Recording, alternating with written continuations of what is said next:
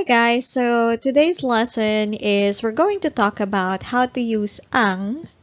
So this is really a popular question. Every time I'm having a lesson, my students are asking how to use ang or when to use ang. And also, like in forums, I've been seeing that a lot of people who are studying Tagalog, they're asking like, what's the right usage of ang? So today we're going to talk about it and discuss how and when to use ang. Alright, so ang is a subject marker that is used as an article for common nouns and proper nouns except for a person's name. So I know a lot of you that who are studying Tagalog know that ang is used as a translation for the article the in English. But actually, it's not the only usage of ang because ang is also used as a subject marker for common and proper nouns.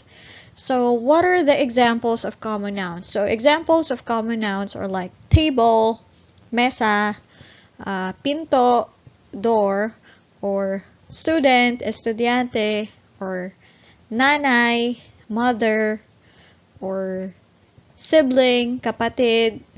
Okay, so those are the example of common nouns. So if we're using that as a subject, then automatically we use ang.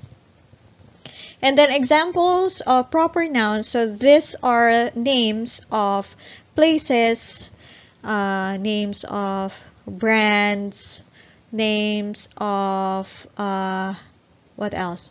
Like examples are SM. So ang SM, so it's a name of a mall in the Philippines. Ang bench. So bench is a Filipino clothing company. Or ang what other proper nouns? Ang Luneta Park. So that's a name of a park. Yeah.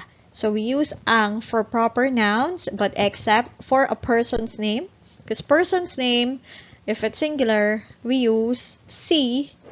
And then if it's plural, we use sina. So on this slide, I'll be showing you examples on how to use ang. So let's start. Mga halimbawa. Mga halimbawa in English, it means examples. So first example is Mark is a doctor. Mark is a doctor. So the underlined word there is Mark because that's the subject. So in English, normally the subject is at the beginning of the sentence. Okay, so Mark is a doctor. So we can translate this in English by saying, si Mark ay doktor. So this is formal, more formal, because we're following the English sentence pattern. So we started with the subject, which is Mark. So translated to si Mark, is I, and then doctor is doktor. Si Mark ay doktor. So another way to say it is Dr. si Mark. Okay, so our subject here is Mark, and Mark is a person's name, so that's why we didn't use ang. Instead, we use the marker si. Okay, so another example is he is a doctor. So he is a doctor. So the translation is he, siya, ay doktor. Siya ay doktor or doktor siya. Doktor siya. So again, our subject here, I forgot to underline it, it's he. So he is not a common noun because this is a pronoun. Okay, so he is a pronoun, so that's why we're not using ang. Instead, we just use siya. So that's the translation of he or she in Tagalog. And then another example is my husband is a doctor. My husband is a doctor. So in this sentence, our subject is my husband. Okay, so the Tagalog translation will become, ang asawa ko ay doktor. Ang asawa ko ay doktor. Formal way. The casual way is, doktor ang asawa ko. Doktor ang asawa ko. So, if you notice, in this one, we use ang. Why? Because our subject is my husband. So, husband is a common noun. So, the rule for common noun is we always use the marker ang. So, ang asawa ko ay doktor. But if I mention the name of my husband here, for example, like si Evans ay doktor. So, I'm not going to use ang. Or if I say the man is a doctor, so it will become, ang lalaki ay doktor, because man is also a common noun. Okay? So, that's the correct usage of ang. So, another examples are, I'm going to use with a verb. Okay? So, if you're familiar with these verbs, we have mag, ma, and mang verbs. So, those are actor-focused verbs. Okay, so actor-focused verbs, the reason why we call that actor-focused verbs is because the focus in the sentence is on the actor or the doer of the action. So that's going to be the subject. The subject in the sentence is the actor. Okay, so I'll give some examples. So first is, the woman is cooking adobo in the kitchen. Okay. So, the doer of the action here, or the subject, is the woman because she's the one who's doing the action. Alright, so we're going to translate it formal way. So, just following the sentence pattern, the English sentence pattern.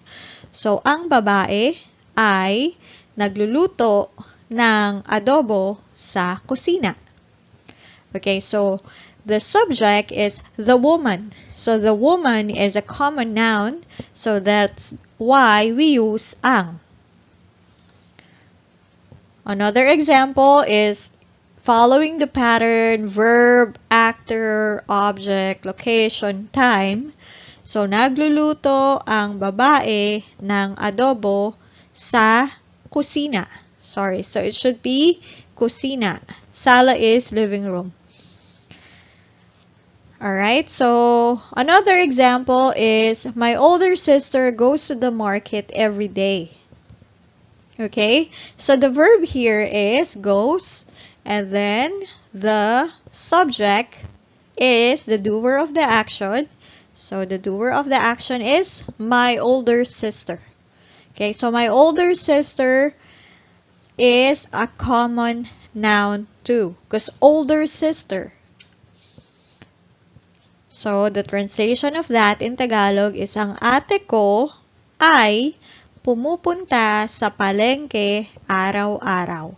So, this is the formal way.